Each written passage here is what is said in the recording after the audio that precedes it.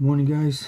It's January 1st, 2018, the new year, and I hope y'all had a happy new year. I thought I'd wake up early this morning and just make some videos for our Matthew study and give an intro to the book of Matthew for our coming study coming next week. And so Matthew, the first book in the New Testament, it's the New Testament starts with 4 Gospels, and it's Matthew, Mark, Luke, and John. The first 3 are referred to as the Synoptic Gospels because they follow the same theme and tell most of the same stories, although one Gospel may have another story than the other one doesn't. But for the most part, it's they're almost the same, thinking the same way. And John, the Gospel of John, he goes a different route, so he's not referred to as this being in the Synoptic Gospels. But Mark is believed to be it's believed that his gospel was written first, and then it was Matthew, and then it was Luke, and then later on John.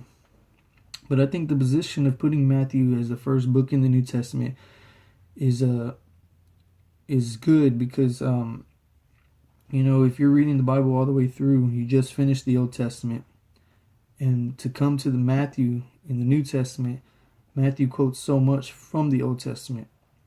His main audience was written to the Jews, not only to the Jews, but his main audience was to the Jews. And just to read some interesting facts about Matthew's Gospels. In Matthew's Gospel, the Old Testament is quoted to 129 times.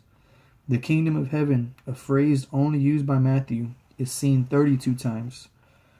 The phrase that it might be fulfilled, which is used only by Matthew, and the phrase that it might be fulfilled is referring back to the Old Testament, that the Old Testament scriptures might be fulfilled. That appears 9 times. The phrase that which was spoken, again in reference to the Old Testament, is used 14 times, only used by Matthew. So he's constantly going back to the Old Testament and to prove his case. And as you read Matthew's Gospels, you'll notice that a lot of the stories unfold. They don't unfold in order. It's rather topically. There's 5 main sections in Matthew, each one consisting of a discourse or a body of teaching, a demonstration of how Jesus worked it out practically, and a debate with people questioning, wondering, and talking. So we'll see a discourse, demonstration, and a debate in each of the following 5 sections. You can break it up into chapters 1 through 10 is the King revealed, where Matthew writes about the kingdom and the King of the Jews. Chapters 11 through 13 can be categorized as the King resisted, when opposition to Jesus begins to surface. Chapters 14 through 20 can be called the King retreating, where Jesus takes his disciples and pulls them aside to give them personal instruction. And chapters 21 through 27, the King rejected, as the people say, "We will not have this man rule over us." And finally, chapter 28, the last chapter, the King resurrected.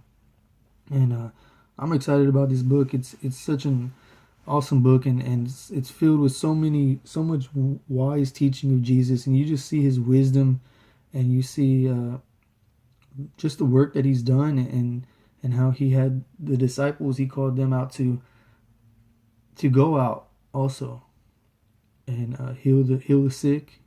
And I'm excited about it, and I hope